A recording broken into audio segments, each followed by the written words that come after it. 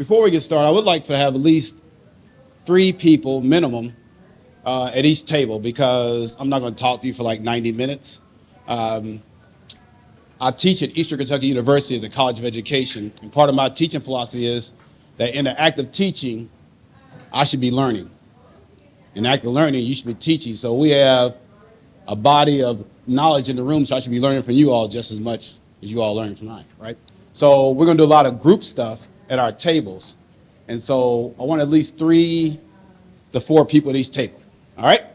Second, I passed out a sheet that has reflections on it.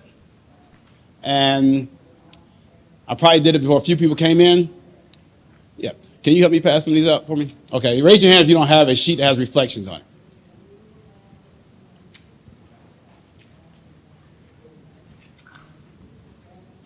Okay, there's one over there, a few back there. Thank you.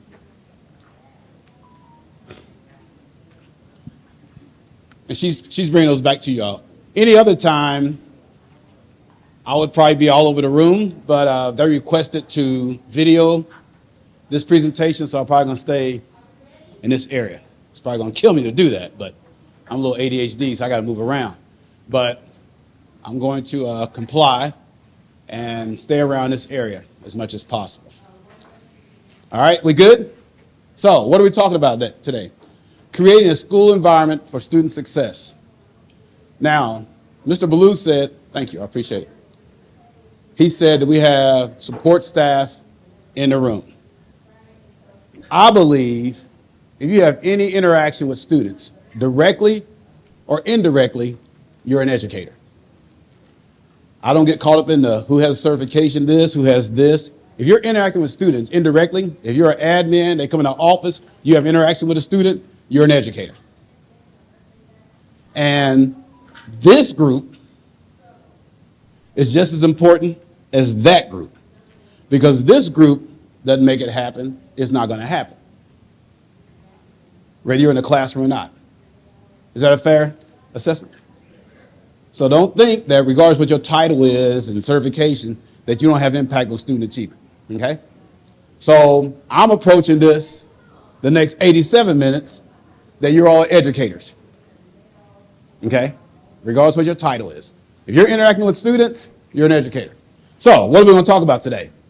We're going to talk about a lot. I don't know if I'll get through all of them. Try teamwork. You have to work together for a school to be successful. Customer service. Okay? Critical. School environment, which I'm talking about, school climate. Effective communication. All those we're going to try to address. So we're going to hit the surface. We're not going to be able to dive into all those things, but it's important. And perceptions. How you perceive your students. I am blessed. I get to go around the country and do a lot of interaction presentations with school districts. And I tell educators all the time, in August, when school starts, your perception of the students will dictate your interaction with them. In other words, when they walk into the classroom, you see one or two things. You either see prospects or suspects. But depending on what you see is how you're going to interact with them, right? So we're also going to talk about our perceptions of our students. So who's in the room? Shout out. Tell me who's in the room. Who do I have in the room right now? What is your role? Admin. Admin. Thanks. Yeah, he said it was. I asked, you responded. We call it call and response. HR. Critical. Dean of students. Really critical. Who else? Teaching arts. What else? Academic advisor. Academic advisor. There's somebody over here. Assistant. Teacher. Critical. What else? Maintenance. Critical. The environment of the school, the makeup of the school, the cleanliness of the school is critical. Your role is just as important as the principal's role. Anyone else? Who else? Security.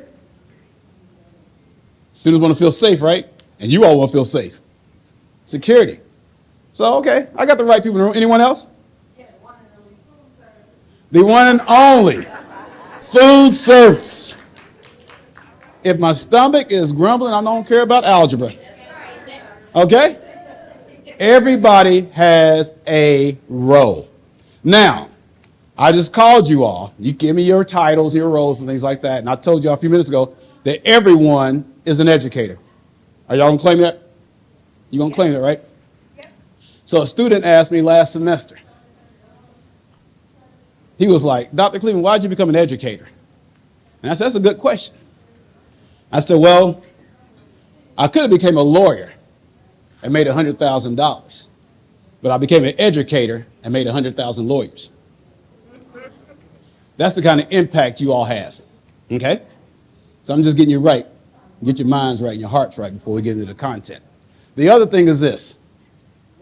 Everybody outside of education tries to tell folks who are in education how to do it. If you're not in education, don't tell us how to do it. Get in. And I'm saying that because we're in legislative sessions in Ohio and Kentucky and all these places. They're going to create policies and laws. And part of that is educational policies. And education is getting such a bad rap right now without people even know what it requires to do this work, right? So what I'm saying is this. Don't listen to all the negativity. Do your work, okay? Well, let me say it this way. Never listen to shade that comes from trees that bear no fruit. Okay? Don't listen to all that noise. You. Do your work. Do it for our children. All right. Let's push on. The first thing you got to do is this. We're going to do this in less than a minute. Okay? At least we're going to try. Everybody has a reflection sheet. If you don't have one now and you open, you got to cash out me $10, $15 because I had them now for 30 minutes.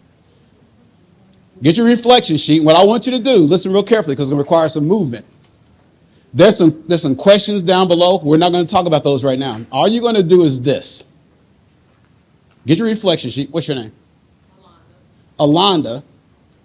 She's going to put her name on my sheet, and I'm going to put my name on her sheet. That's all you're doing. And then you're going back to your seat. So it should take like 35, 40 seconds. You're going to make an appointment with someone that is not at your table.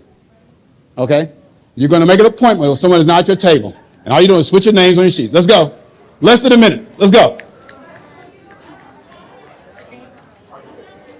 Yeah.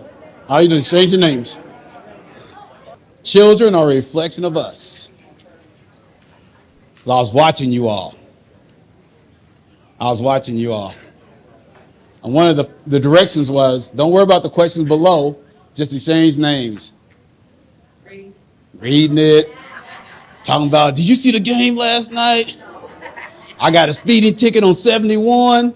We didn't ask for all that. We just asked to exchange names, didn't we? And I watched some of y'all. And then, if some kids do that, what are we going to do? Get on to the office. You ain't following instructions. Kids are a reflection of us. It's all good. I knew you were going to do it. I picked it out. So, you will never be late for your appointment. I'll let you know when you're going to go to your appointment, okay? Because I remember we got a knowledge base in the room. So we want to learn from each other. Everybody in this room has value and knowledge. So we need to learn from each other, correct? So the first thing we're going to do to get our juices flowing, we're going to do a bell ringer. And so, let me see. I've seen one of these bags before. Who has like a big bag? Yeah, I call them teacher bags, big teacher bags. Like that, right? So, in this activity, you're going to need your wallet, a big old teacher bag, your big purse when you can never find your keys, right? You're going to need something, or your wallet. And this is a team effort, okay? And it's called Backpack Bingo. And so what I'm going to do, we're going to have 4 rounds. Each round, I'm going to ask you to find the items that's on the screen. And you're doing this together. When you find the items, you yell what? Bingo. But you work together. So if you sit in someone that has a big old purse, a big teacher bag, you good to go. But then I know some brothers got some wallets that thick. So you may be good to go. Okay? It all depends. But you're working together. Are you ready? All right. Here we go. I've already told you the rules. You go through your backpack, purse, wallet, whatever, and find the item that fulfills each of the categories. Okay? And when you get all the items, Yell bingo. All right? Here we go. Here's the first round. Find evidence that someone has traveled on a plane, evidence that someone has traveled in a different state, evidence that someone has traveled in a car or a bus, evidence that someone is spacey, and spacey could be anything. So any item could be that. So find those 4 items and yell bingo when you find them. Blue, we got seats right here. You got to get all 4. All 4. She's like, look, I'm winning. You got to find all 4 before you yell bingo.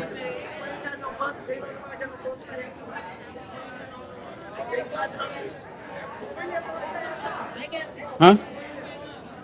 No. Well, sister, right? She got a lot of stuff going on. Now you got Spacey, because Spacey could be that pen. So you got one boost. Anything can be Spacey, yeah. You got bingo? All right, here we go. All right. Ronald Reagan said, "Trust but verify." All right. So evidence that someone's traveling on a plane. Okay. It could be it. Yeah, they got to check your license, right? Okay. Evidence that someone has traveled in a different state. Okay. Evidence that someone has traveled on a car or bus, car keys, and something spacey. Lottery ticket. All right, give it up for him. Good man. Let's go. No shade in there. This is a no shade bone. All right, round 2. Now y'all got it. Now you got it. Here we go. Round 2. Something that would be helpful in a rainstorm. Something that would be helpful in the desert. Something with no immediate apparent use at all. When you find all 3, yell bingo.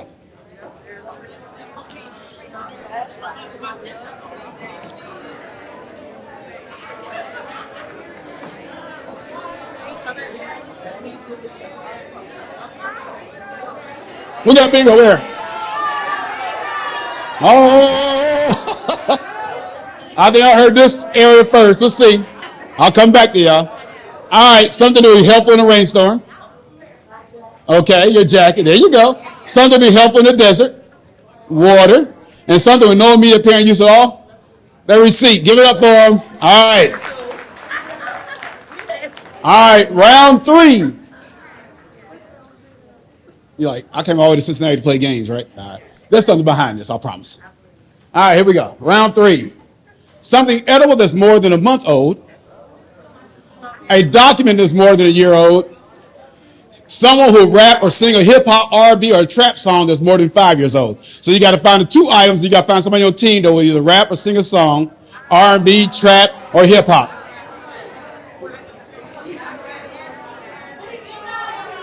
Again?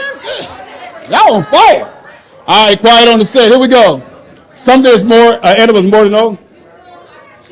Yeah, it looks old. A document is more than a year old. Okay, let me see the date. And I need somebody at this table that will either sing or rap. Now you gotta get up. You gotta get up. Yeah. You gotta get up.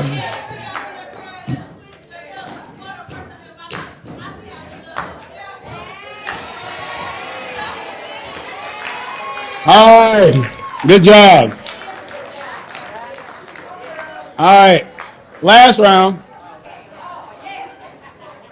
Y'all funny, boy. Last round, here we go. Something confiscated from a student. Something you'd like to give a student. Something you're reading that makes you a better educator. Something you're reading that is utterly without educational value. Get all 4? Holler at me.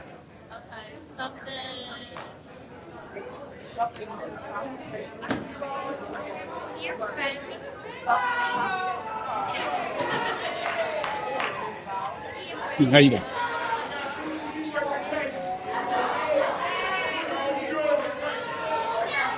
My man called foul. They got a lot over there too, though. All right, here we go. Something you confiscated from a student. Okay, a charger. Something you'd like to give a student. Okay. Something you're reading that makes you a better educator. All right, good. All right. Why is she supportive? Okay. Something you're reading that's early without educational value.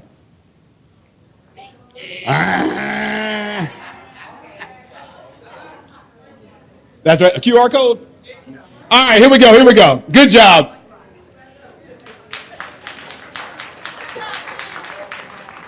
So let me ask you this. During this activity, what are some things you had to do to be competitive in this game? Huh? Teamwork. And I'm looking for C words. Somebody said communicate. What else? Collaborate. Communicate. Good listener. You had to be creative. And you also had to be a critical thinker. Right? And when you're dealing with children in 2024, you better be creative. Okay? You better be a critical thinker. We better communicate with each other. Right? And we better collaborate and work as a team. Because they will divide and conquer if they can, right? So all the skills that you use for Backpack Bingo is something we have to use in our schools. Correct? Because what we use in the early 2000s, mid-2000s don't necessarily work in 2024, right? You can't use landline strategies with smartphone kids. All right? You got to do something different. And we got to be creative. All right, good job, y'all. Let's get into the content. Effective teams. Yeah, give it up. It's okay. Effective teams. So you all just demonstrated teamwork. Okay? You demonstrated it. So what's the difference between a group of people and a team? What's the difference between a group of people and a team? Okay, team works together. What else? Unified goal. Who has unified goal? The group or the team? The team. And the team works together. You can be in a group and you have one assignment. And you go do that. Somebody else does assignment over there. But the group, okay, they're working on the same focus and the same goal, right? And so it's critical that we understand the difference that we may have a group of people in there, but you also have to work as a team. It's a collection of individuals who coordinate their individual efforts. On the other hand, a team is a group of people who share a common team purpose and a number of challenging goals. Now, I'm going to ask you a series of questions because the team has to work together and have to understand each other. I'm going to ask you a series of questions, but you can't ask me any questions. That's what we do, right? I ask you a question, you ask me a question right back. All I need you to do is either raise your hand or not raise your hand. Cool? If you were walking down the street somewhere here in Cincinnati and a building was on fire, by a show of hands, how many of y'all would run into that building? Building's on fire. How many of y'all rush into that building? Like, no.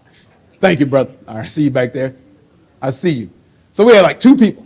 Okay, that's no problem. You're walking down the street, the building's on fire, and there's some people in that building. How many of y'all rush in? Okay, we got a few more. All right. You're walking down the street, building's on fire, there's some people in that building, and some of those people are your relatives. How many of y'all rush in that building? Some of y'all said it depends on the relative, right? Exactly. I got a couple of cousins like that myself. I understand. So the first time I said the building's on fire, how many rush in? I had two people raise their hand. And then I said there's some people in that building, how many rush in? A few more of you all raised your hands. And then I said some of those people in that building are your relatives, how many of y'all rush in? And a good number of y'all raised your hands. My point is this. People are not going to follow you unless they know your purpose and your mission. But more importantly, people are not going to take a risk unless there's a relationship. So if you're not connected with students, day one, and they don't know why you teach, 2024 kids going to ask the question, why? Some of y'all walked through this door, y'all said, why we got to be here?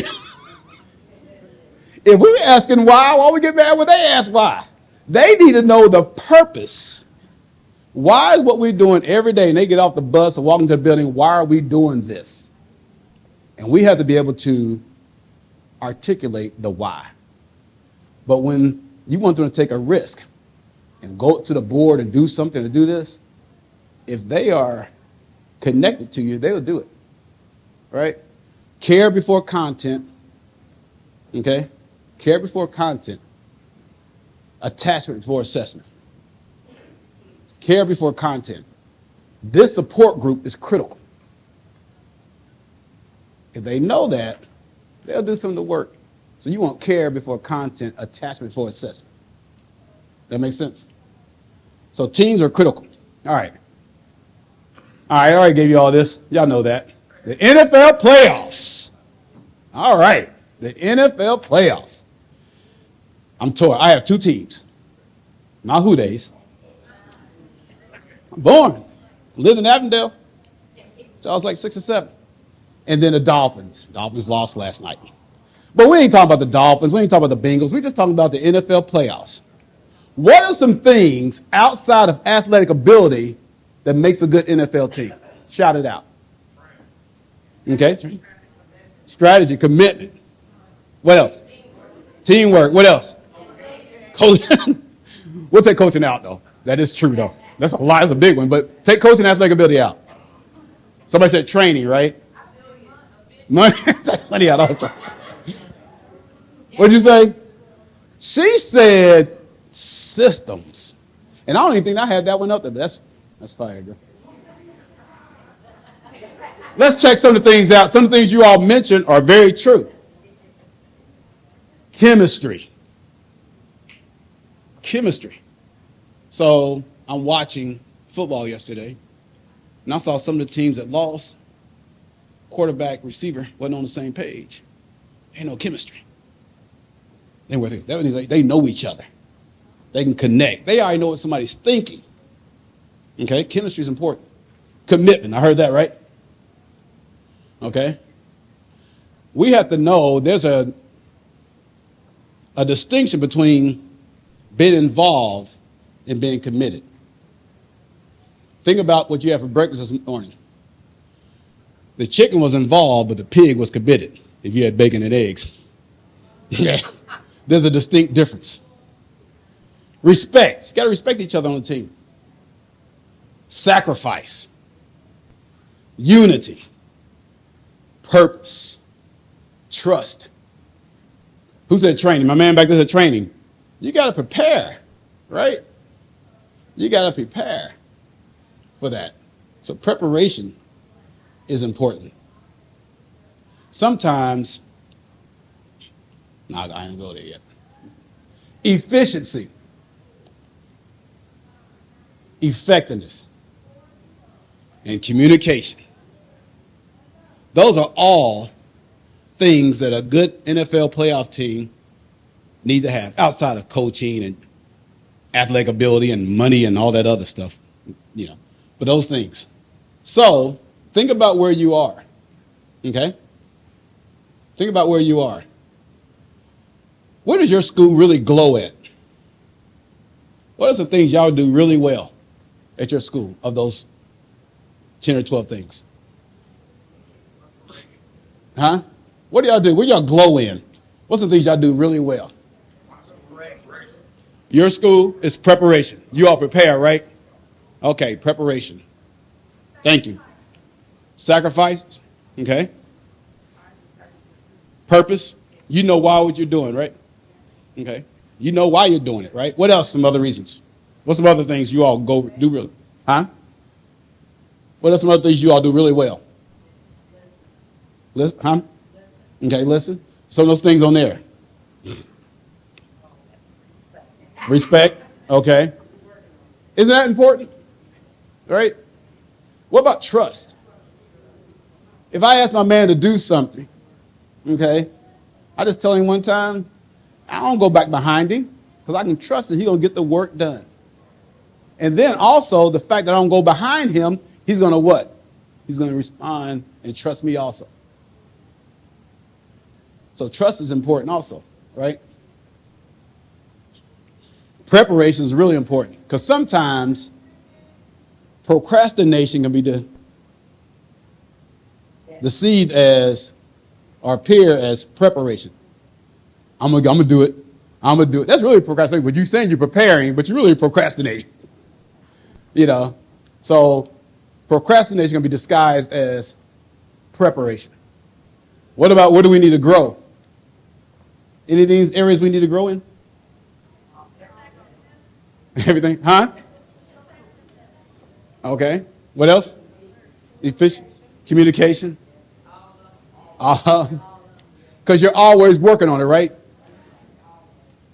There's not a destination, it's a journey, right? You're constantly working on it. You may do some better than others right now, but you're always trying to get better. True? Yes. All right. All right, customer service in schools. Customer service in schools. Let me see, who am I?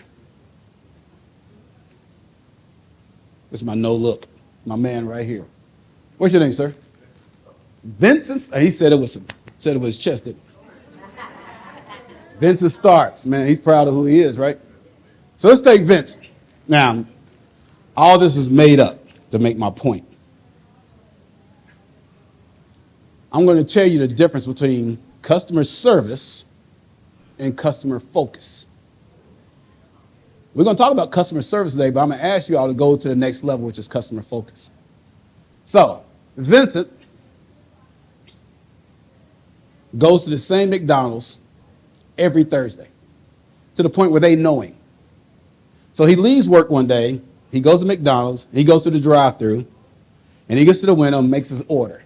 He presses the button, makes his order. He says, I want a Big Mac, fries, and a Coke, but no tomatoes. Y'all know I hate tomatoes. So he puts his order in, he goes to the first window, pays his money, like we all do. Then he goes to the second window, they hand him his food.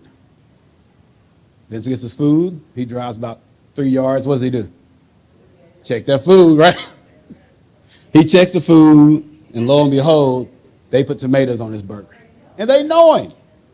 He's had a hard day at work. He pulls over, gets out of the car, walks into McDonald's, and tells the manager, I said no tomatoes, and you all put tomatoes on my burger anyway. The manager says, we apologize. You can have the food for free.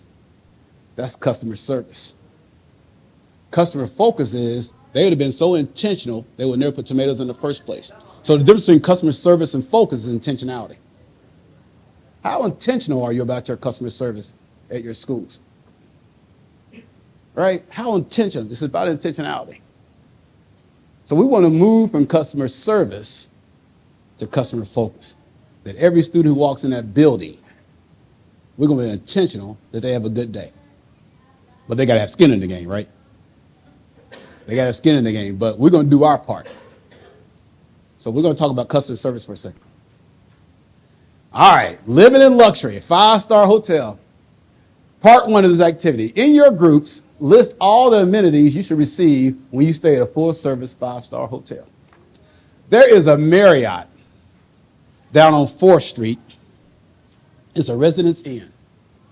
And that's my favorite hotel when I come to stay in Cincinnati. It's off the cut. You don't even know it's back there. They got a rooftop bar, da-da-da-da-da. You can see the stadium and all that kind of stuff.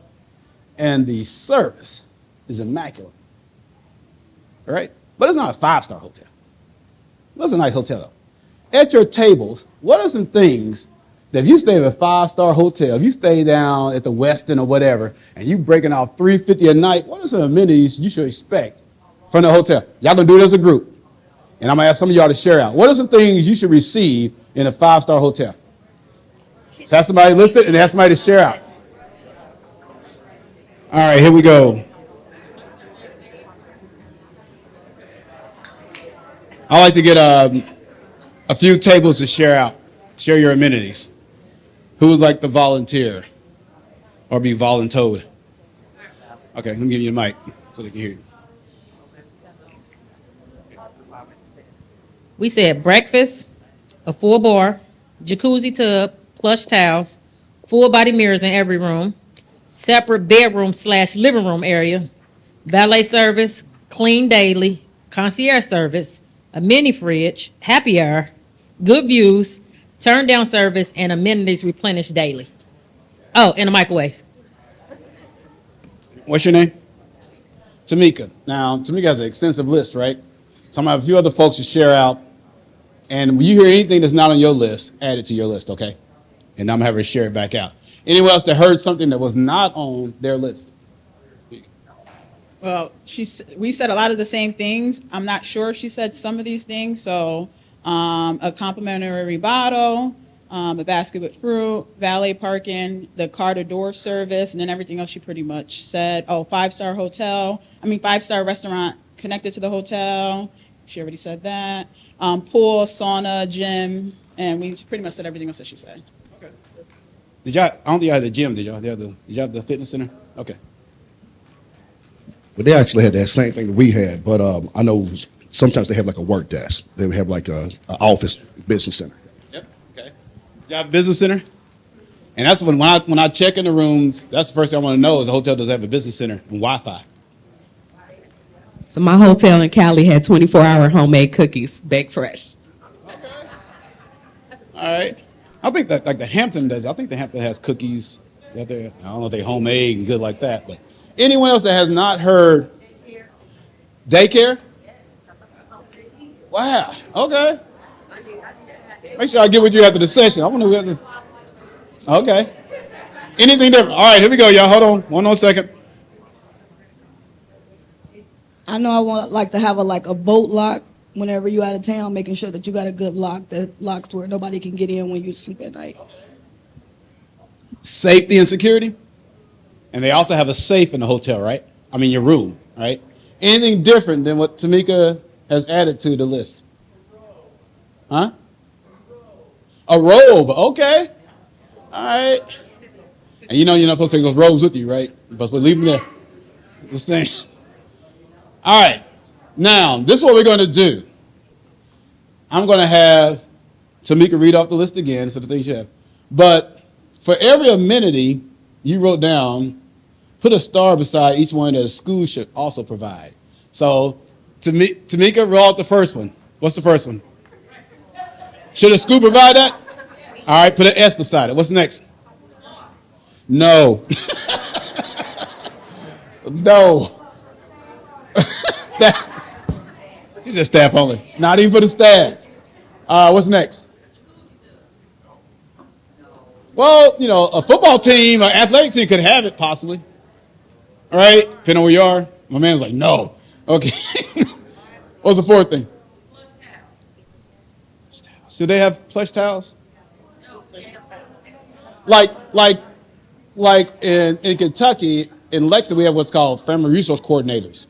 And so if a kid can't afford clean clothes and things like that, they have clothes in the center, and they also allow the kids to take a shower so they won't be harassed and things like that. So in Lexington, we could actually say that, but maybe they don't do it in the Natty. I don't know. Okay, what's next? Full body mirror, yes. Who says full body mirrors? Need or want? Oh, okay, so they can see themselves. Okay, with an S beside it. What else? Separate bedroom and living room area. Nah. All right, no school. We trying to decide. Yes, go ahead. Uh-huh. Buses. They pull right to the school, don't they? And when it's time to get out, they pull right back out. They get valet service. All right, what else? Clean, yep. We should clean the rooms, clean the schools. What else? Yes. And y'all look at me like, what do you mean concierge service? Well, the concierge at a hotel, they don't know every single thing about the city or the hotel, but they know enough. So what's your role in the school? HR. So she may not know exactly when tutoring is taking place as an HR person, but she does at least know the person that they offer tutoring, right? So everybody should be a general concierge. In other words, you should be able to give people basic information about your school, right? Do y'all have bus transportation? I don't know. I'm over here. I don't do all that. You don't know if y'all provide transportation or not? Y'all serve lunch at school? I don't know. I don't know. You should be able to answer basic questions about your school. So we all should be concierge to some degree.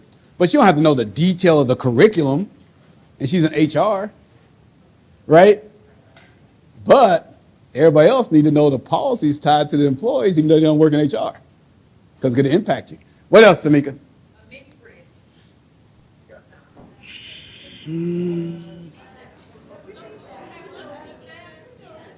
Okay.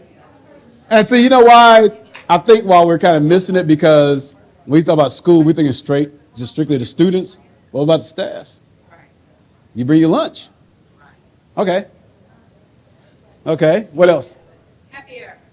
No. Well, you can make it happy, just not the liquor part. A good view. Classroom setup. Okay. What else? Turn down service. Nah. What else? Amenities replenished daily. Yeah. Yeah. You didn't say that. Somebody else said bottom. A bottle service. No. Yes. Okay, you can say water bottle. I just know when we did this culture audit at one school, it wasn't in Ohio, but you letting kids bring water bottles in, and it wasn't water in the bottles. So that's fine. Just be careful what's in the water bottles. Or let them get out of the machines because they bring their own. You don't know what's in the bottles. Just something to think about. What else, Tamika? Five-star restaurant. Yep, that calf. That calf. Y'all bring it. That's right. What else? Business center. Yes. That's important. What else? Lock for safety. Their lockers. Yeah, the safety and security. Where are my security folks? There you go. There you go. What else? Business center. Yes, Wi-Fi. Yeah, paper, things like that. Yes, business center for students and the staff. What else? Fresh cook. Yeah.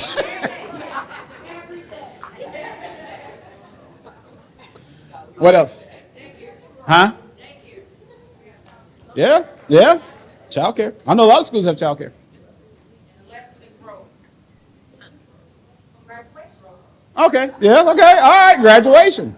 So, Tamika, how many, out of all those amenities, how many did you put an S by for, like a star by for schools? Okay.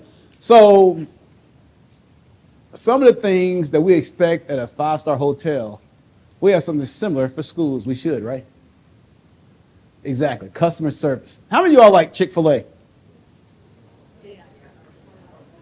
I don't know why my kids love Chick-fil-A. It's cool, but I don't fiend out there like they do. But what is Chick-fil-A known for? Customer service. It is 40 cars in line. They get you out just like that, right? Okay. You go to Rally's, you be there an hour and a half for a burger. Customer service, right? Critical. Okay. So the customer is who? The students and families, really, right? And what service are we providing them? An education, right? So there are customers. The service is education. Here's some things we ought to consider with customer service. Answering questions and finding solutions. And asking the right people to do that, right? Asking the right people to do that. Resolving complaints. Interacting with customers or students. How many of you all either directly or indirectly interact with students? Okay. Where my man at? What's your name? Charles. Come here, Charles, for a second.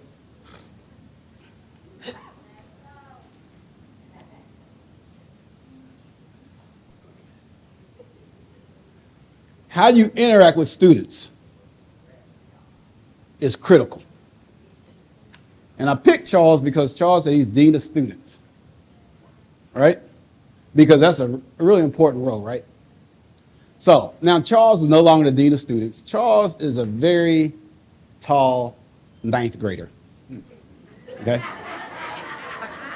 You know what, Charles? No, you're not even a ninth grader. You are a seventh grader. I know. Yeah, don't worry. You're going to come up.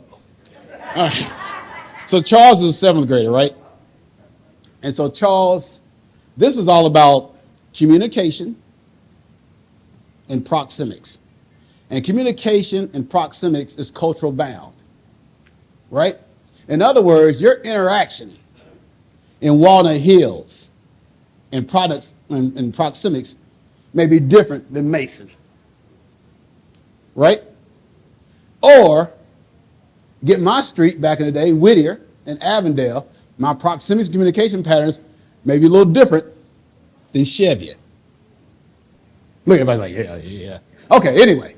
So, you got to understand that. So communication is a pattern. First, we're going to talk about how communication patterns impact our relationship with our students. So Charles stays with his grandmother, okay? He's in 7th grade, right? And so the communication patterns between Charles and his grandmother is very explicit. It's to the point, right? She says, Charles, go do your homework. Charles, go to the store for me. Charles, go upstairs, take a shower. He knows exactly what his grandmother wants, right? Then he comes to school, and the teacher gives him implicit instructions. So he walks in class 10 minutes late, and the teacher says implicitly, the opposite of how they communicate at home, Charles, would you like to take a seat? And Charles says, no. Referral, insubordination, disrespect, principal's office. So when Charles is in the principal's office, waiting to see the principal, what is he losing? Instructional time, right? Or he walks into class 10 minutes late, and the teacher says implicitly, Charles, would you like to take a seat? Middle schooler. He grabs a chair, picks it up. Where do you want me to take it? Kids bust out laughing. Disruption of class. Referral. This happens 20, 30 times throughout the school year. And he's sitting in the principal's office waiting to be disciplined or whatever. Test scores come back, and it looks like he cannot learn, and the teacher cannot teach. She can teach, he can learn, but he missed hours of instructional time because we didn't understand the communication patterns or the discourse patterns between home and school. Because at home, they don't have no time out. She has times up. She tells him one time, and that's it, right? So understand how kids communicate at home and use that as a strategy when they come to school. Now, Charles is a sophomore. We're going to go with, let me see, what school I used to work for. We're going to go with Taft. Hey. Okay, so Charles is a sophomore at Taft. And I was an assistant principal at his middle school. So when Charles went to the high school, I kind of followed him, right? So now I'm an AP. He's a sophomore. Now we talked about communication. Now we're talking about proximity, which is personal social space, right? And so that looks different in different parts of the city, doesn't it? So anyway, so Charles is in the school, and I see him in the hallway.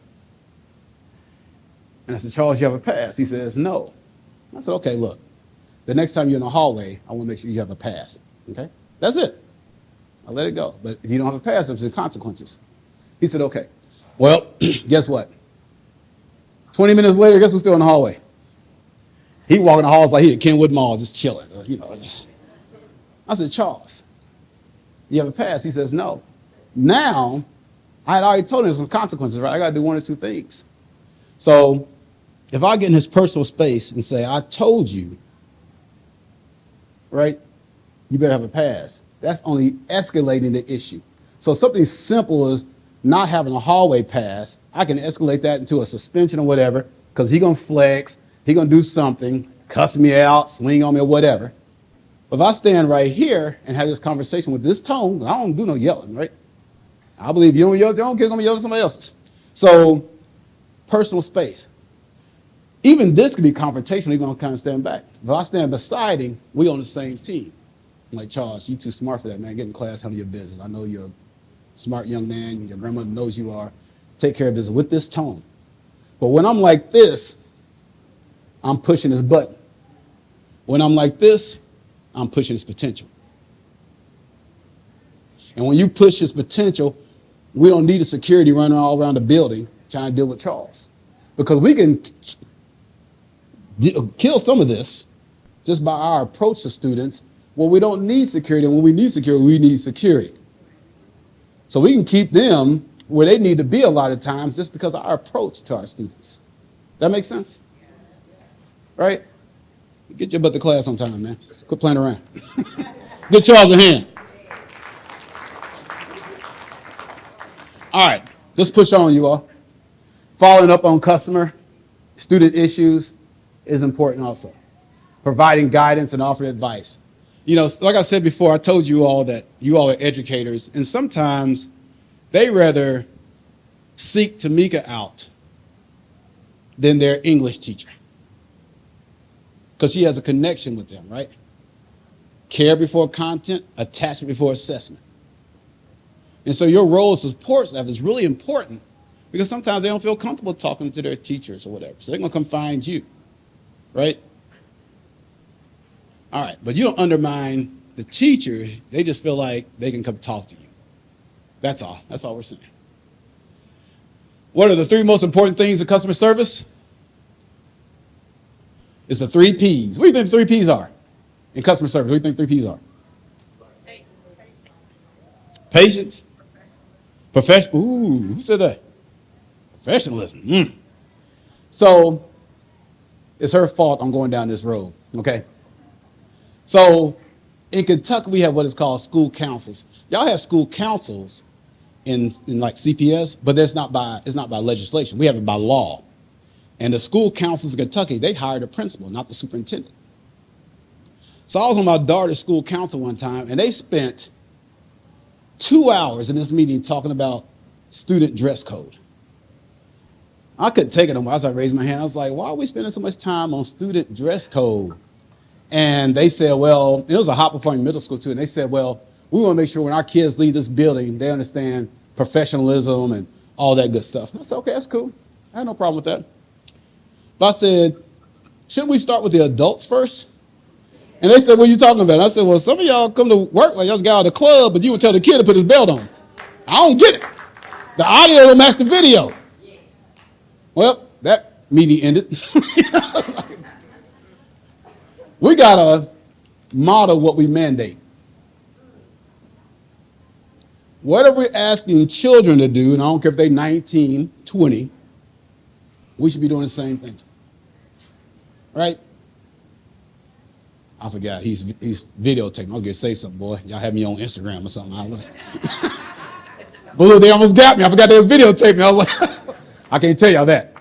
Anyway, that's all right. Saints got a future. I mean, right? Saints got a past. Sinners got a future. So I won't say that. Anyway, here are the P's.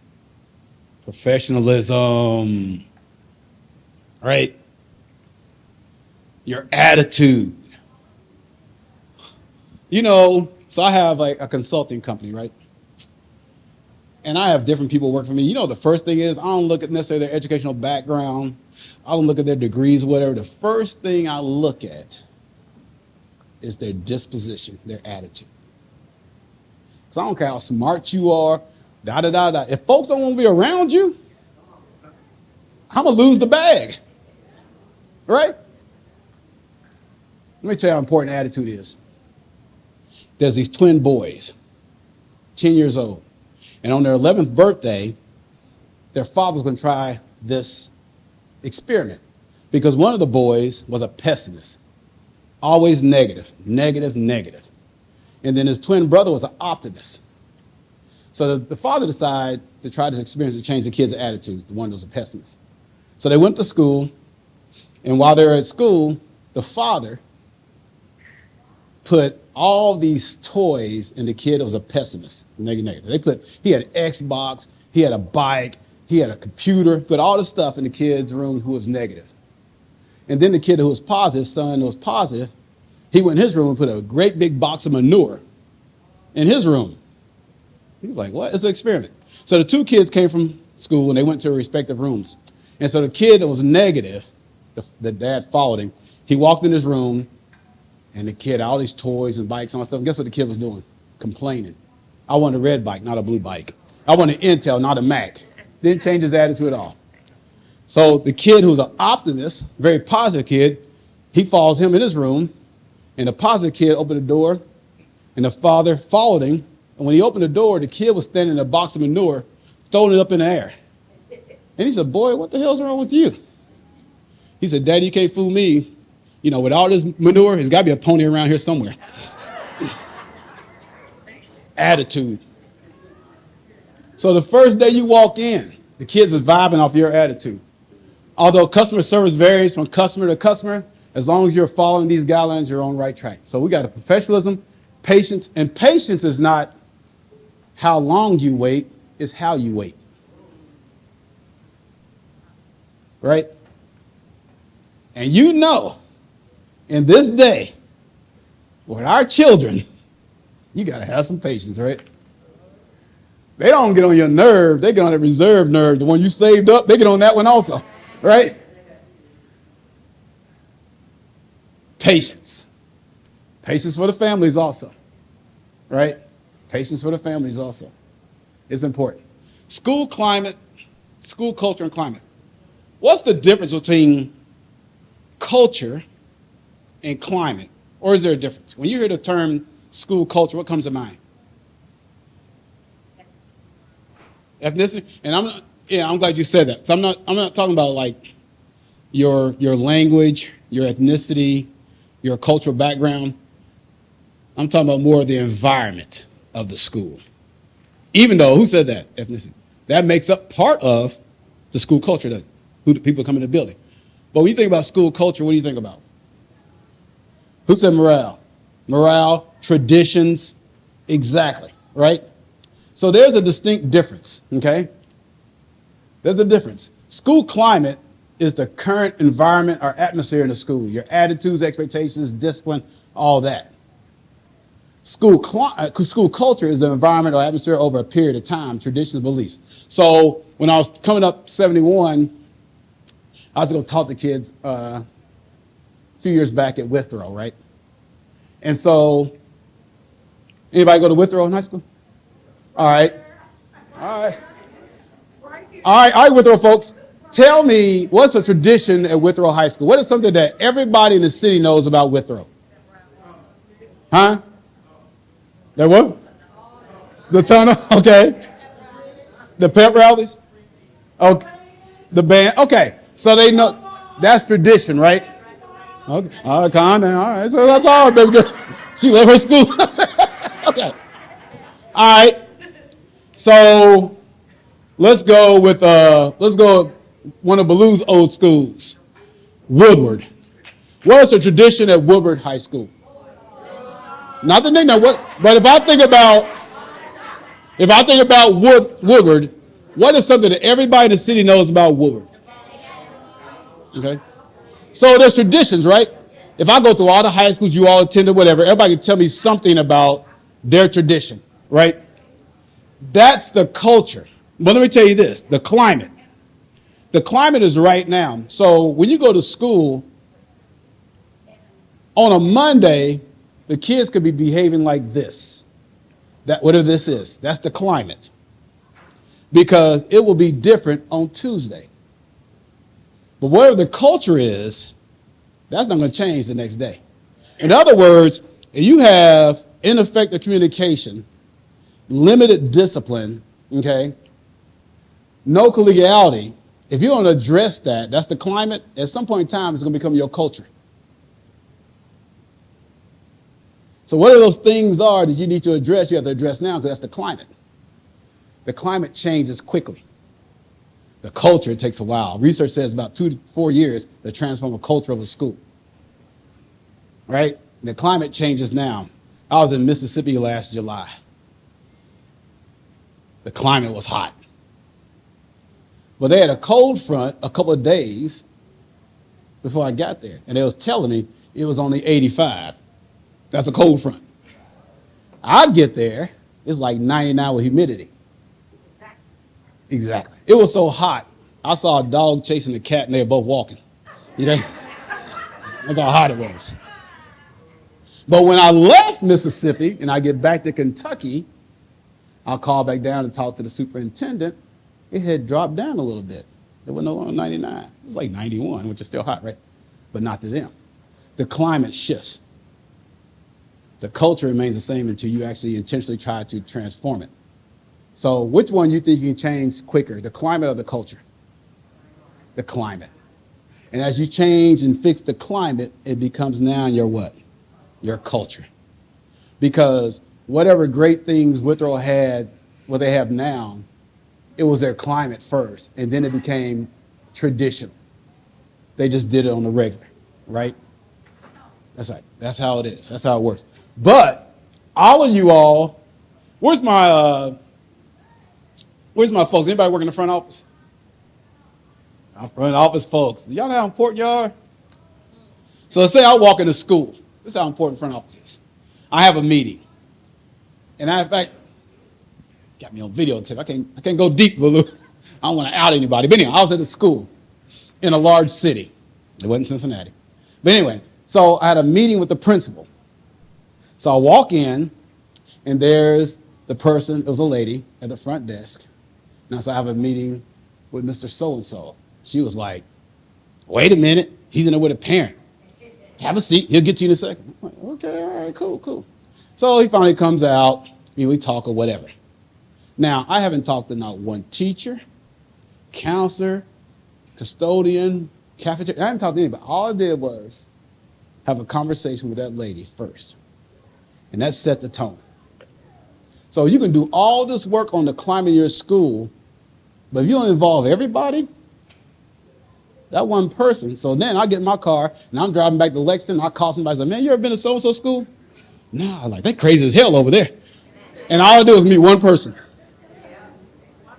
You doing what you're supposed to do. You're doing what you're supposed to do. But that one, just nasty. Good thing y'all got some good ones. All right? That sets the tone. Positive school culture, good communication, opportunities to grow, teamwork, supportive, strong mission and vision. You got to let people experiment, let them grow. We got to communicate what's important to us. Okay? You got to communicate what's important to us. I'm good. Y'all got that? You're good? Okay. Perceptions. Perceptions. From your perspective, tell me about the students you all serve. Tell me, I don't know, as Baloo said, I've been in front of staff, and I've been in front of teachers, but I actually I haven't been to the schools. I think I've been to school one time. That was a long time ago. So I don't really know your students. So tell me about your students. If somebody came in and asked you, like what? Humdingers. Okay, what else? Tell me about your students. What, Wayne? Tell me. Misunderstood? Stood? Very what? Active. Loud. What else? Outspoken. Angry. What else? Like respect. Huh? Failed by public education. What else? Misled.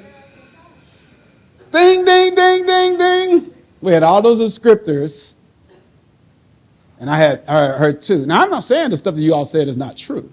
We do know it's not true about every student, right? But I heard two. Well, someone said misunderstood, and then somebody else said intelligent. You want to claim it, right? And they may be all these other things also, right? Because they demonstrate their intelligence, not necessarily in the most positive way, right? But many of them they show their intelligence. But remember, how we see them, that's going to be our interaction with them. We do have a lot of work to do. We do. And we're in tough situations, but I think it's important that how we perceive them is critical. What do you see right there? How many of you all see the skull? Somebody said the women? All right, here's the skull, there's the eyes, there's the nose, there's the teeth. How many of y'all see the woman sitting in a vanity looking in the mirror? Okay, there she is. There's her reflection. Okay. What else do you see? Charles, come here for a second. I'm wearing Charles out. I'll cash up you, brother. Venmo, Zelle, which one you need? I'm wearing him out. Okay, I'm bringing him up for a reason. What else do you all see? Yell it out. What else do you see? A candle?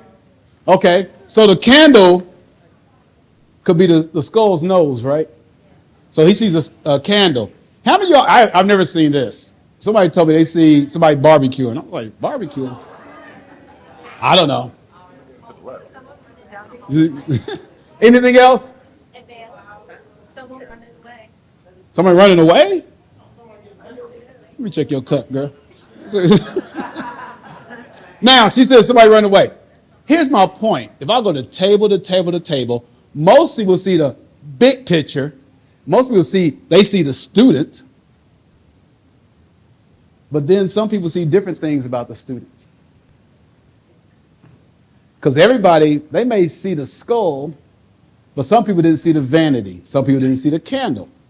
Actually, she's sitting in front of a mirror, And if you look at the stuff right in front of her, she's actually playing chess.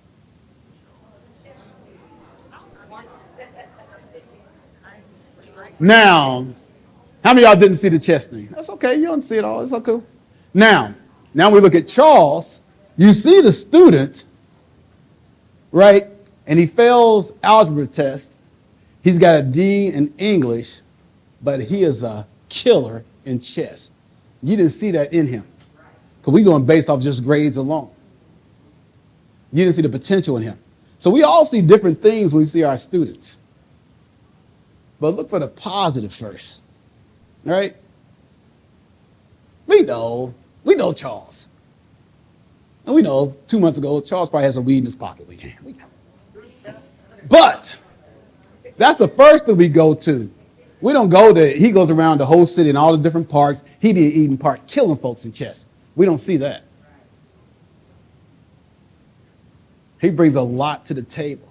So our perspective and our perception is critical. You see anything else on there? Hold on, we're not finished with Charles. All right, here we go. What do you see right there? Charles, what you see?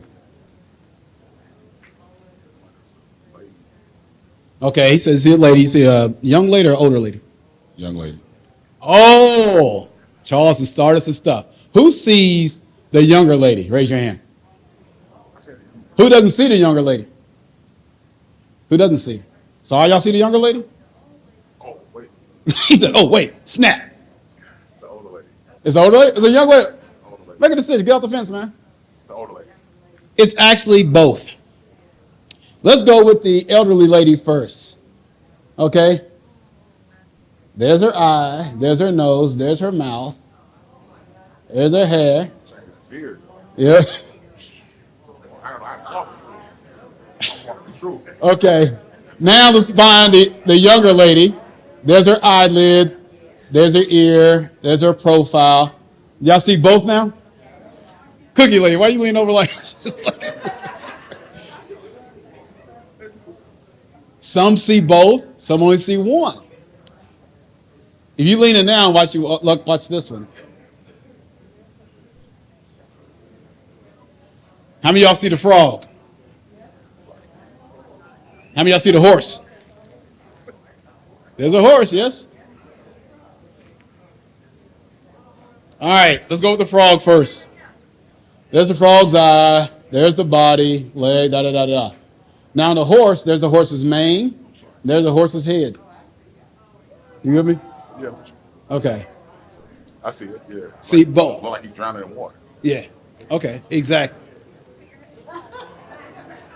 So depending on the climate of the school, listen up, depending on the climate of the school and the day, you're going to see different things from Charles, right? So one day you're going to see the frog. One day you're going to see the horse. That may be, the frog may be he just had a rough day at the house, right? And then Tuesday, he's coming in good. But however you see Charles, your response and reaction to him is critical. So let's say Charles comes to class on Monday. He's drumming on the table, talking to other people in class, just clowning, right? But you don't say anything. He just does it. He's not bothering you as a teacher, so you're like, all right, whatever. Da-da-da. Everybody goes home. Monday night, you have an argument with your boo, right? You come to school Tuesday morning, not the best mood. He displays the exact same behavior he did Monday, and then you want to send him out and write him up. Now he's confused. So now you tell me that Monday I can act the fool, but Tuesday through Thursday I got to behave? It is. Either he's allowed to misbehave or he's not. It should not be What'd you say? Now, what did you say? What did you say? Consistency. Where my security folks? Where my dean of students?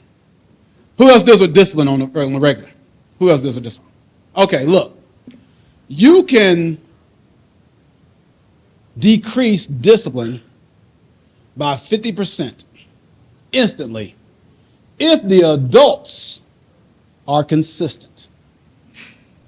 Not the students. The students are going to do what they're allowed to do for the most part. But if I walk down this hallway, sagging with a hat on my back, messing with people, and I pass 5 adults and nobody says a word. Then the next bell, I'll do the exact same thing. You on me, you on me, you on me, you on me. The kid's like, I just did it a minute ago, nobody said a word. This is what happens in schools. The first 3 or 4 months, we are persistent about discipline. Okay? And then we get tired, which is understandable. It's a tough job, right? Everybody can't do this. And then it starts sagging off. I'll just give you this. Persistence will get you there, but consistency will keep you there. And if you're consistent with each other with good communication, you don't have to go drink bourbon after work every day. Because y'all working together. It is not as bad. Because you got a tough group you're working with. Thanks, Charles. Appreciate it, brother. All right, let's push on. Charles doing his thing. Okay, what I want you to do is take your reflection sheet and turn it face down. Your reflection sheet, turn it face down. We're going to use that in a second. I want to show you something. Look at this, yeah, about perception, how we see Charles and other students. 7 seconds, okay? 7 seconds. Let me show you something real quickly. You tell me what comes to mind, okay? What's the first thing that comes to your mind? Slushies. What else? Soda, chips, snacks. Who said hot dogs? Okay, listen up real quick. I learned this. During the pandemic. So I was doing trainings like this virtually. And so I showed this, and I was like, what do you see when you see the 7-Eleven sign? Slushies, big gulps, coffee, yada, yada, all the stuff y'all said. No, charge case, okay. Open all time, right? So somebody on the virtual presentation said roller food. And I was like, what is roller food? It's the old hot dogs that have been there like 6 months. That's roller food. So be careful with my hot dogs. I never heard roller food before. But anyway, as soon as I showed you that 7-Eleven sign, all these things popped in your head, which is called mental models or schemas. They popped in your head, right? I was in Fort Lauderdale right after Christmas. And that was the first time I had been in a 7-Eleven in probably 15 years. But before that, as soon as I see that sign, those things pop in my head. Now, I told you I used to live here, right? When I crossed that bridge from Covington to Cincinnati, and if somebody says, Buddy La Rosa's Pizza, you know what I say? 513-347-111 La Rosa's. And I ain't had a La Rosa's Pizza in 20 years. That's still embedded in my head. So if you have this perception about young black males before they ever walk into the school, that's how you're going to interact with Charles. And most of the time with young black males, it's always negative. So I said, when school starts, when they walk in, you either see prospects or suspects. And depending on what you see is how you're going to interact. Our perceptions are powerful. Look at the study at NYU. According to a study at NYU, people make 11 decisions and or assumptions about an individual in the first 7 seconds of contact. As soon as you see someone. So what do those assumptions come from? They come from our past experiences. Okay? They come from our biases. All right? The media, social media. And this is what we do with biases, right? So we have implicit bias. We have these biases about people, different groups of people, whatever. And so as soon as you check somebody on their biases, what we do is go to social media and find something that supports what we always believe, which is called confirmation bias. I'm trying to get some legislation passed in Kentucky. It's real simple, man. It's real simple. It's this. If you have not read more than 20 books, you can't be on Facebook. That's it. Because if you friend me on Facebook, now I probably got like 1,600 friends. Well, they ain't my friends for real. You would never see me post anything political or social on Facebook. Not because I'm scared, but my mother taught me a long time ago, never to argue with fools. Because from a distance, you can't tell the difference. So I don't really know you for real, right? I just know you live in Kansas City and you got a dog. So why do I put all that energy in going back and forth with you, where most of the stuff you're talking about is not even research-based anyway, something you made up, something to confirm what you have to do. Our perceptions, our experiences come out. All right, this is what I need you to do. You got your sheet? Blue, I'm going to blow their minds on this one. I'm going to show you a list of words. You're not allowed to write them down or take a picture of them. Can I trust y'all? I'm going to show you a list of words. Who said no? Children reflection of us. At least you're honest. Okay. I'm going to show you a list of words. You're not allowed to write them down or take a picture of them. But at some point in time, you will have to write them down. Y'all with me? Let me try this again. Can I trust y'all? No, it's an individual thing. Thank you. It's an individual thing. For right now, it's an individual thing. Okay? But you got to pay attention to the screen because the words will not be there long. So here are the words.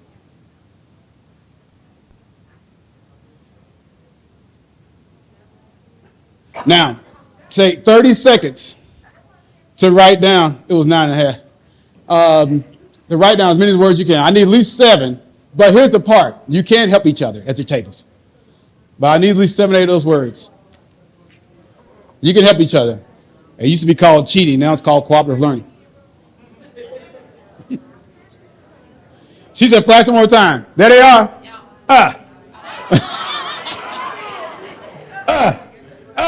I need 7.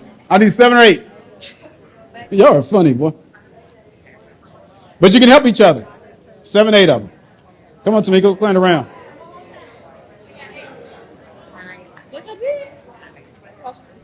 Tamika balls. Okay. How y'all doing? I need about 7 or 8. How y'all doing? Okay. How y'all doing? How y'all doing? Y'all good? I know y'all got at least 10, right? Okay. I know y'all got about 10. Good job. All right. 10 seconds. You got 10 seconds left. Smarty over here. All right, time's up. All right, here we go. All the real smart people in the room, the real smart people in the room who wrote down the word sleep, stand up. Good job. If you wrote down the word sleep, stand up. All right, stand up. Give them a hand, you all. Stand up, you all. Keep standing. Keep standing. Good job, you all. Keep standing. Because sleep is not one of the words.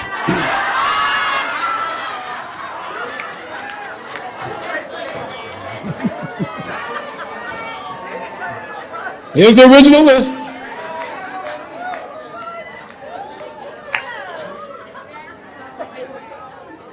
So sleep is not one of the words. So why do so many people write down the word sleep? They're all associated with sleep, right? And just because those words are associated with sleep, we added sleep to the list. And in real life, we add things to people's list based on our assumptions, our perceptions. So sleep didn't belong there, but since it was associated, so if I associate you with whatever, and when I think about you, how I perceive you, I'm going to add that to your list, whether it's legit, accurate, or not. Now, some of y'all who wrote down the word sleep, y'all would bet me $100 sleep was on that list. It's a whole lot of people in jail because you eyewitnesses.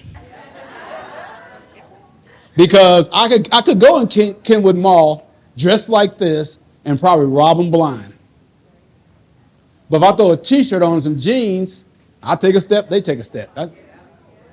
The assumption is no one in a suit or a jacket would steal. And that is an assumption.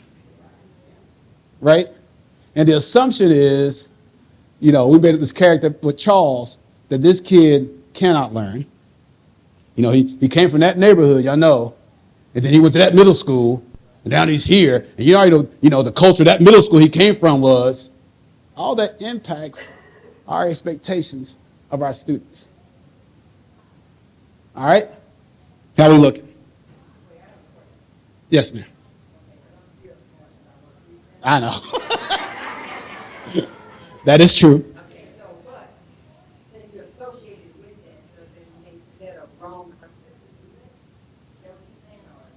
Well, it's the wrong thing to do if it's always negative. And then where does the perception come from? And is that accurate? Right? And so instead of saying Charles is this, this, and this, why don't we just interact with Charles to find out how he really is? Based on his Cume file that came from this middle school, and then we get it. He did this. All I know is this. If everybody based off what I did in middle school, and definitely what I did in college, I won't be standing in front of you all. So give everybody a clean slate. All right? Give it. And that means we're going to provide some assistance, right? What do y'all call the what? Support staff, right? That's exactly. And a lot of the reasons why some of the students may not be doing well academically because they need you all's assistance. They need y'all to get them right. You help them get them right, things of that nature. So that's why it's so critical that this group, okay, works with that group. Okay, we cannot be independent contractors. We all got to be on the same team. It's not instructional versus support and support versus instruction. Nah, it's the staff. And that's critical. All right. Effective communication. I'm not going to spend a lot of time on this. You all know what communication is. But I do want to share this with you because how we interact with students. Look at this. The impact of face-to-face communication. If you want to have an impact, when you have impact with communication, people are looking at your body language and the tone you use, not the words you use. Right? So I work with a group. We have a program for African-American males in Lexington called BMW Academy. We've been doing it for like 19 years. And every Saturday, I either have about 135 African-American male middle schoolers, about 140 African-American male high schoolers. And our focus is academics and leadership. So imagine this room's full of middle schoolers, right? You know, they take Mountain Dew intravenously, all the energy they have, right? So the one thing I know, I was like, well, I don't know necessarily if they're listening, but I watch their body language. And I listen to their tone. So we practice slant, sit up straight, lean forward, attentive listening, nod, and track the presenter. That's what we use. Every time I say slant, they pop up, because I don't know where they are. But I'm very careful about my tone and my body language when I interact with them. Because then I listen to all the words, they looking at my interaction with them. 70% of communication is non-verbal. So you're communicating a lot when you're not saying anything.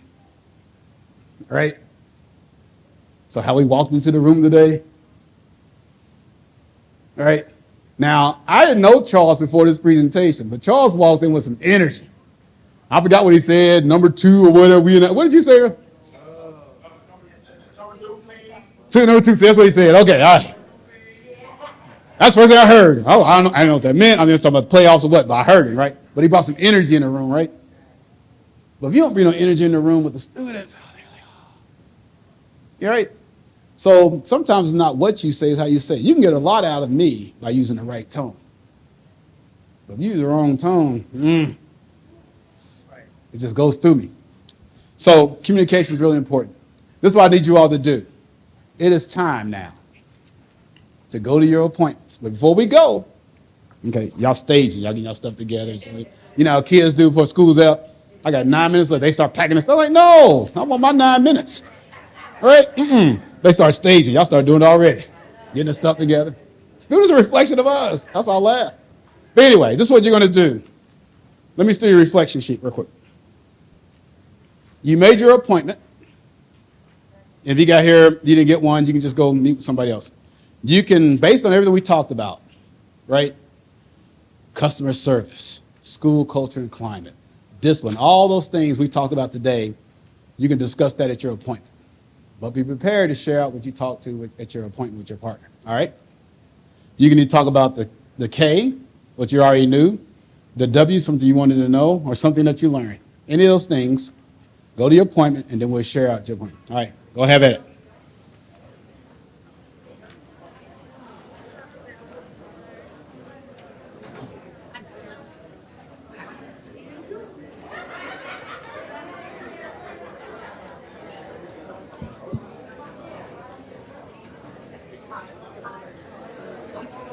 Go to Indiana. Talking base, but I ain't do nothing like that. So I wanted to see if there's anything out of that. I went up there, you know what Ball State is? There's some girls that get to Ball State. I went to go see them. Other than that, I don't think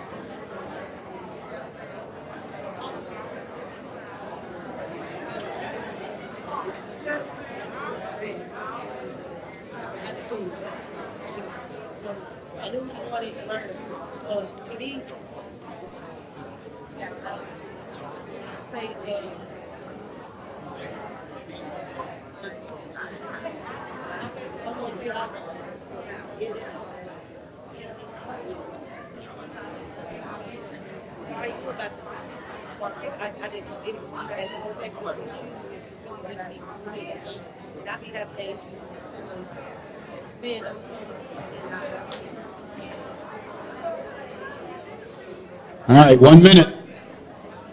Be around him all the time. People say one thing, and I just be like, yeah, I do this every day, so I be like, yeah. they'll be cut down. Yeah.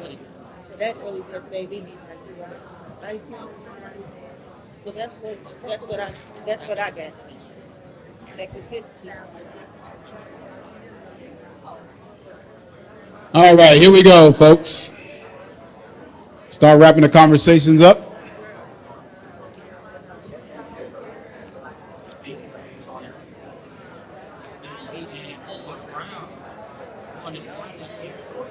All right, here we go. Let me have your attention real quick. Can I get a few folks to share out what you discussed at your appointments? All right, here we go. We got the mic. We talked about how hold on. Sorry. How the environment and the climate of the school builds off the students. It's kind of like if a staff member or a staff period comes in with negative energy, the kids just gonna feed off of that. You're not gonna be able to change anything. The day's not gonna go good because they already seen that you're in a bad mood. So that just justifies why they can't be in a bad mood. And we also talked about what was the other thing? Yeah, the perception. So like they are like, especially Don kids, they already get based off their school. Like when you go downtown or to a neighborhood and the kids say, "Oh, I go to Don," everybody in the community already say, "Oh, you're a bad kid." Yeah, so they already get that in the community. So just bringing that to the school environment is you're just setting them up. You're making them think it's like not no hope. So kind of like just letting them know that they are somebody. It goes a long way rather than just bashing them at school and at home in the community. Good stuff, brother. That's why it's so important they see brothers like you, because it's hard to be what you don't see, right? And that's important. Right here and then right here. All right, so I had a double appointment. So I had an appointment with Skylar and Shayla. We touched on some of the same things in both of the appointments. With Skylar, we focused on the 3 Ps as it relates to the customer service. One of the things that we focused on with Shayla is that she knew already about the modeling, but it's like kind of confirmation in a way. And then mine was I knew/learn. So I knew it takes time to build the culture of a school, but it was cool to hear that it takes 2 to 4 years. So while we're seeing some of the changes, we just know that we need to be patient in the process, that it's going to take time to continue to go where we want to go. Good stuff. Hello. So we came up with what we already knew. Basically, we all kind of touching on the same thing, which is the perception of the children, how to communicate, the attitudes of them as well, because it reflects our attitudes too. What you see coming in that door is like, okay, what we get faced this morning. So you can say, "Good morning, everybody," and then they come in, and then you have to kind of adjust yourself as to what you have to deal with, what you see when you come with them through the door in the morning. You can say, "Have a good day." Let's all, because I always tell them, "Let's have a good day. Let this be a good day for you." They're intelligent. We always, kind of let them know, we're here for you. So what we wanted, or what the second question was wanted, I want to know their background, where you come from, what knowledge I need to gain about you to know how I need to deal with you. And then also what we learned was the quality of customer service, what it takes to deal with the children as well as the parents, like you said before. It all kind of ties in together. So we have to get, our attitude. You have to be patient.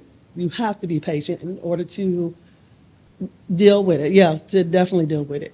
So that's what we came up with. We get a couple more. And we talk about the perception of the students, but sometimes if, like my man said, kid says, I'll go attend Don, and then people have a certain perspective about them. But you also say, I work at Don, and people may say something. But some folks who don't work at Don would not necessarily be successful at Don because they couldn't handle the population of students. You may think you're good over there. If you're real good, come over here. Right? Hello. I'm dean of students. So on a day-to-day basis, we work with the kids.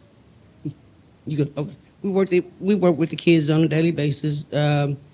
We get them when they soon as they come through the door. So we speak to them, see what type of attitude or how they coming in, along with ours, adjusting ours to add up or equal up with what how they're feeling that morning. We pretty much know the area that the kids come from and expectations and all of that. So what we do is we try to build a rapport with the kids, get to know them individually.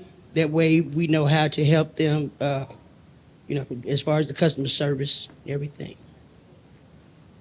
Right. I'm sorry. And we try to be consistent with them. Which is important, right? Yes, sir.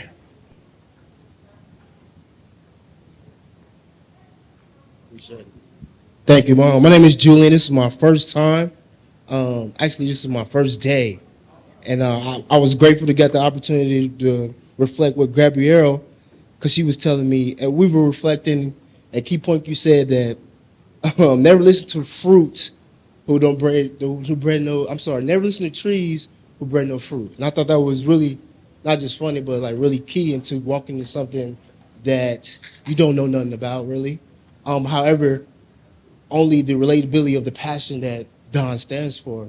And for myself, getting up and sharing that was great because, like I said, Gabrielle, she's been here longer than me, obviously. But what she shared was, this is everything that you said, write down, like apply it. So being creative with the challenge that we're going to face. Being able to collaborate with someone, being okay with not knowing and saying, I don't know, I'm trying to get on, to be able to know.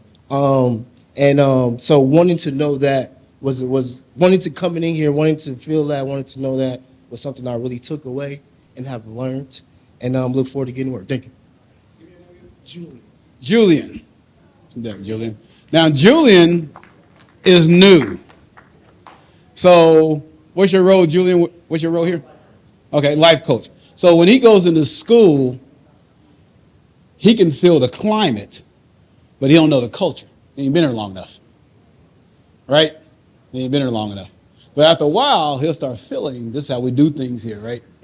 Right? And so he may walk in one day and you have, like, you just suited and booted, right?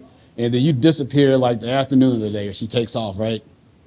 And at that day that she's suited and booted, that's when you wear your favorite college shirt or your team shirt. And so Julian's like, why is she dressed so nice? Because he don't know the culture that on Fridays we dress down or whatever, right? And he thinks she must got an interview at another school. Look how nice she dressed. He don't know that, right? He just knows the climate. He don't know the culture. We'll get one more right here. Did you know? Withrow. Come on, Withrow. Come on, Withrow. No, but I think you have to have a restart button every day. So what you left with yesterday, You can't begin your day like that again. You have to have a restart button. What I do, I have a restart button with staff and students because you need it with both. So how we left yesterday, we're not going to begin the morning. It's a fresh start. So good morning. Whatever happened yesterday was yesterday. We on today. So I have a restart button for me. And that's with staff and students. I think that's a great strategy, right? Clean slate. What happened Monday? You know, it's Monday. It's Tuesday now. All right, you all. Y'all been a great group. We're going to do our wrap up. And I like that restart button. So we talked about teamwork. Do this together, right? No independent contractors. We don't want to have islands of excellence. We want to have excellence. Customer service. Where Vincent at? Get Vincent's burger right. Be intentional. And then, what did you say? I don't want to call you Withrow. What's your name? Right here. Withrow. She talked about restart, right? Restart. Have y'all ever heard of customer recovery? So I'll never forget this. I have twins. And I guess when they were like 4 or 5 years old, we were in Orlando. And I took my twins to Disney World, right? And you know, that's some money right there. So when you go to Disney World, oh, they got the band playing and Mickey Mouse, all this hype, right? Boom, boom, boom, boom. Because you done dropped about $1,000, right? But I noticed when you do all that, at the beginning, when you leave, you don't even see them. They ain't got your money, right? But here's the thing about customer recovery and that she made me think about. Their philosophy around customer recovery is this. If there's like a 8-year-old girl and she's at an ice cream cone and she's at Disneyland and say she drops her ice cream, out of nowhere, somebody will come clean that ice cream up just like that, and she'll have another ice cream cone within 5 to 10 minutes. Why? Because they want that child and her family to come back. And when you restart that button, you're doing customer recovery because we want him to come back to school on Tuesday and Wednesday and not talking about what happened on Monday. So we also got to practice customer recovery. How do we get the kids to come back when they had a bad day? How do we get staff to come back when they have a bad day, right? Because when I focus on attendance and do research on attendance, I don't do research on attendance of the students. If you want to know a lot about the climate of the school, look at the attendance of the staff, not the students. Okay, I'm on somebody's street. Let me get away. Okay. All right, last thing is this. I got to check for understanding. That's what we do as educators, right? Somebody, give me 2 people right now. Just finish that sentence based on our conversation, not just what I had to say, but all the comments. Communication is what? Mostly body language, okay. And tone. What else? Somebody else give me, I learned that. I learned that negative association is not good. Okay, negative association is not good. You know what? And I don't think I'm better than anybody else. I'm just different. And I don't hang with negative folks. Because negative folks got a problem for every solution. All right? Ain't wearing me out. I'm not stressing. I'm going with the positive vibes. I need that Charles to come in, you know, with that energy, right? I realized that. Anybody have an epiphany or aha moment? As we had this conversation, he was like, wow, I never thought about that. Anybody finish that sentence? I realized that. Anybody have an aha moment? Julian, you kind of said that, right? About the shade and things like that. Anybody have an aha moment? I realized that. Best to stand side by side. Okay, about the escalating, de-escalation, pushing their potential versus pushing their button. Okay. And you got to understand, we're dealing with adolescents, right? So they all over the place. They receive discipline and things like that in different ways, you know, and you're trying to teach them, right? You want them to learn. And sometimes they're resistant to that, right? So I got a quote on my wall at my university that says, ignorance is like sleep. Your initial reaction is to get upset at the person who woke you up. So when you're trying to teach them, they're going to push back a little bit because they don't really think about it. When you see somebody wake you up, so when you're trying to teach them and they're not ready for that, you may get a little pushback. We're going to fall into the patience part, right? I was pleased. What were you pleased about? What is that when I'm driving back to Lex? I'm feeling good about what we did. What were you pleased about? Y'all just shut a brother down, huh? Balloon, where are you? Not just kidding. The overall training, I love that it was interactive and it was a great content, so it was a lot to just gain confirmation and learn. Thank you. I'm cashing up you and Charles. Okay. Anyone else? I was pleased with that. I was pleased to meet you, brother. I was pleased to meet you, Charles. Keep bringing that energy. And the last one was, I was not aware of. Anything we talked about, you are not aware of. 3 things in customer service. Okay. Thank you. So, the first thing we talked about was teamwork, right? You all are in a profession in 2024. It is tough. It's hard work and it's hard work, right? It's tough. So the more you work together, the easier it will be, right? So we talked about all this teamwork, all this kind of stuff. You know, it's teamwork. We have to start as individuals, bringing the right attitude into the work and things like that. So, you know, I'll probably fly about 20 times in the summer, right? And, you know, when you get on the plane, they go through their safety protocol. And they say in case of a loss of cabin pressure, the oxygen mask will drop down. And they tell you put your mask on first before you assist anybody else. So in other words, make sure we have our stuff together first before we try to tell somebody else what they need to do. Let me say it this way.